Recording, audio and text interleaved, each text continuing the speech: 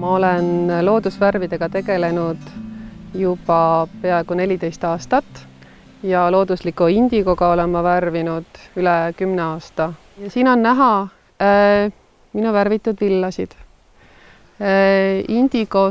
Indigoga ja potisinisest saab siis kõik sinise toonid, kõige heledamast kõige tumedamani. Kui tahta tumedat villa, tumedat sellist potisinist, siis tuleb villa värvida mitu korda. Potisinise tegemiseks on vaja tegelikult ainult 2 asja.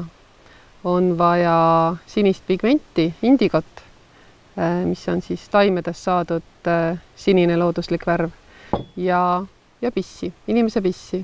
Vanasti müüdi indigot selliste kividena. Et värvida saaks, on ta vaja lahustada. Ja indigo on hästi omapärane värv, et ta ei lahustu vees. Selleks, et indigo lahustuks, peab olema vedelik, mis on aluseline ja hapnikuvaba. Ja kui uriin käärib, siis ta muutubki aluseliseks, sest kusihappe muutub ammoniaagiks ja bakterid, mis seal sees elavad, need tarbivad hapnikku ära.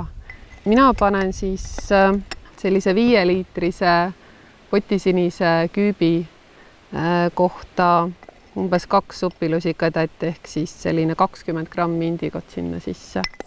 Ja kogutakse just hommikust pissi, sest see on kõige kangem, kuna on vaja, et bakterid seal potisinise küübis tegutseksid, siis mida kangem piss, seda rohkem on neil süüa. Ja enne kui saab värvida, peab siis see piss ka natuke aega seisma.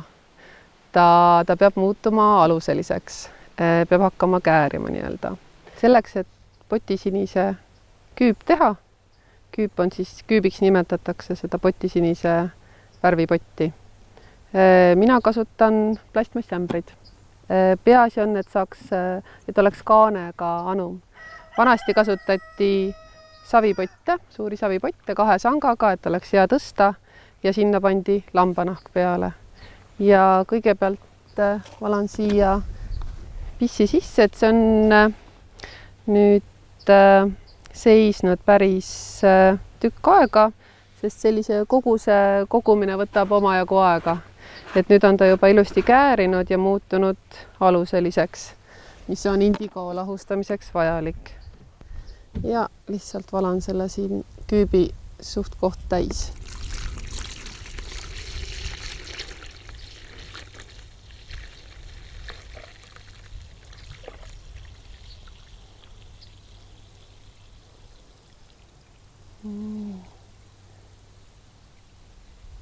Natuke jätan ruumi, et pärast mahuks villa sisse panna.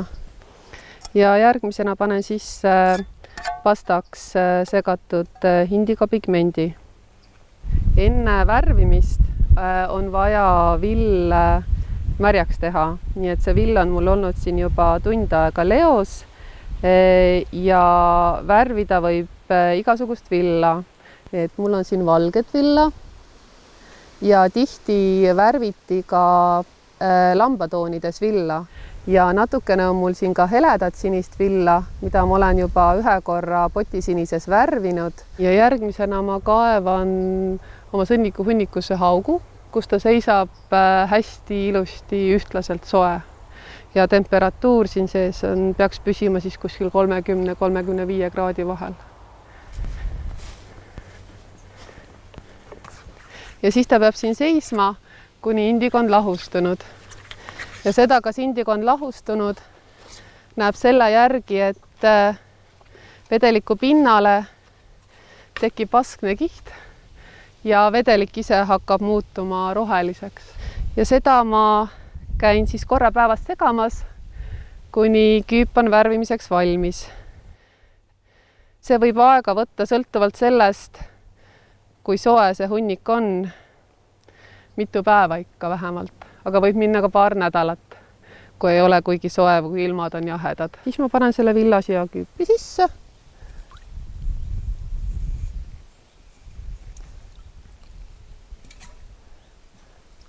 Surun ta natuke sisse.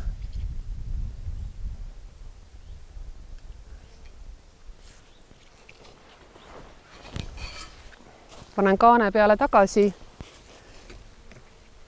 Ja siis tavaliselt jääb vill mul siia küüpi vähemalt 3 tunniks.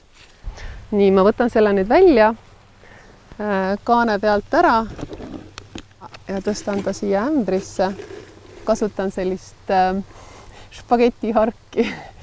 Ja nüüd on näha seda indigo ilmutusvärvi omadust, et kui vill tuleb küübist välja, siis kõigepealt on ta roheline ja õhu käes hakkab ta muutuma siniseks. Siin nüüd osa villa, mis kulbi peal on, oli see, mis oli enne helesinine, et see nüüd peaks pärast olema tumedam sinine. See on tegelikult kogu selle protsessi kõige haisvam hetk, et kui seda villa siit välja võtta. Aga juba 1-2 pesemisega ja loputamisega see lõhn kaob. Üks oli heledam sinine, mille ma värvisin üle. Üks oli hall ja üks oli valge. Et